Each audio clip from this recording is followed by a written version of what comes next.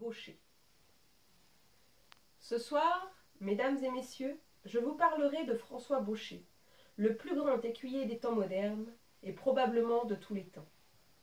Mon âge, mon expérience et une mémoire très fidèle me permettront de vous transmettre bien des témoignages recueillis de la bouche même de personnes ayant connu personnellement Baucher. En effet, j'ai passé 7 ans à Rouen, j'y ai fait mes humanités, parcourant les forêts où Baucher promenait ses élèves. Et j'ai compté parmi mes camarades et leurs parents, gens de toutes sortes, amateurs, anciens officiers professionnels, bien des personnes qui ont monté avec lui et qui m'ont donné d'amples détails sur les débuts peu connus de Baucher à Rouen. François Baucher est né en 1796 à Versailles. Il était d'une origine très modeste, fils d'un marchand de vin.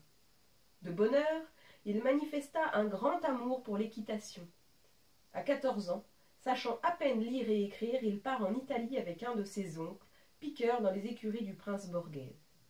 Là, on perd sa trace, et en 1830, on le retrouve au Havre, puis à Rouen, où il dirige un petit manège, rue Dugouet-Trouin, que j'ai connu désaffecté, servant de magasin. C'est dans ce manège que Baucher posa les premiers principes de sa méthode, qui ne devait paraître qu'en 1842, mais dès 1833, il fait paraître un dictionnaire raisonné d'équitation, dans lequel se trouvent déjà les grandes lignes de sa méthode. C'est vers cette date que se place l'incident de Régulus, qui est très peu connu et que je tiens de Monsieur de Saint-André, lion de l'époque, qui menait la vie à grande guide. Il allait souvent à Paris et fréquentait les manèges en vogue comme les manèges Latry et Leblanc.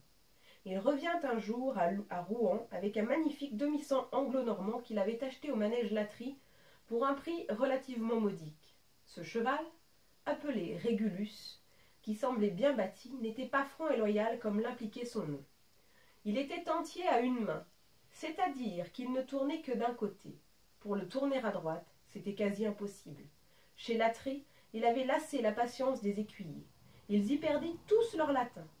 Monsieur de Saint-André l'amène attelé au manège de Baucher et lui dit « Voilà un cheval que je viens d'acheter, mais même vous, maître, je ne crois pas que vous puissiez le tourner à droite. »« Montez toujours, répond Baucher, nous allons voir. » Saint-André enfourche Régulus, prend la piste à main droite, et dès la première demande de tourner à droite, se vautrant sur la reine gauche, résistant avec ses hanches d'une façon désespérée aux attaques de la jambe droite de son cavalier, raclant les murs avec ses postérieurs et finissant par se redresser brutalement contre le mur à gauche, où sans le garde-botte, il aurait écrasé infailliblement le genou gauche de son cavalier.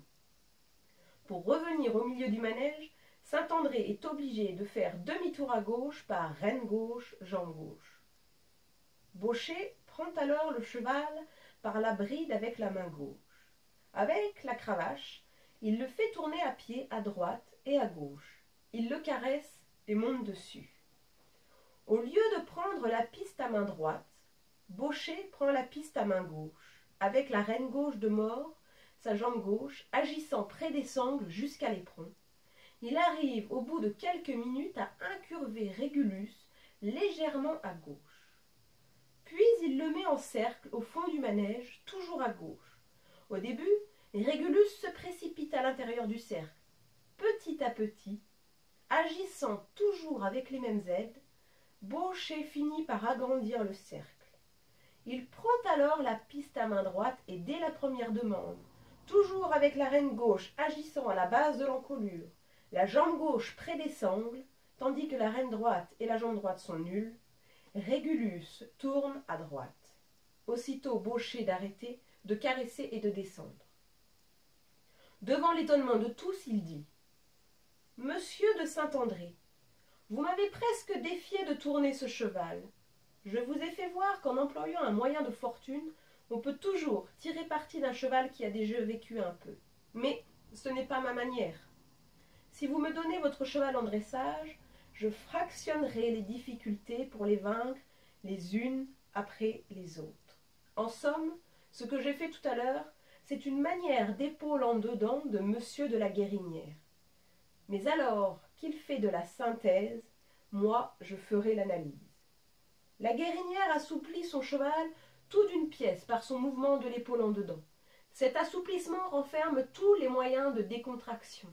Décontraction de la mâchoire à gauche, décontraction de l'encolure, translation du poids d'une épaule sur l'autre, assouplissement du rein et surtout de l'articulation coxo-fémorale.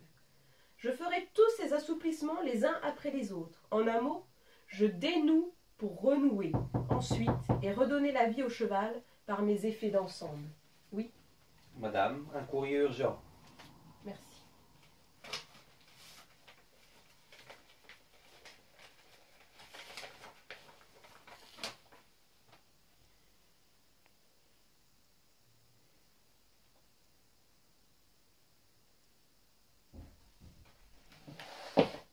En toilette! Faites atteler les chevaux, il faut que je parte à Paris. Il y a eu un accident.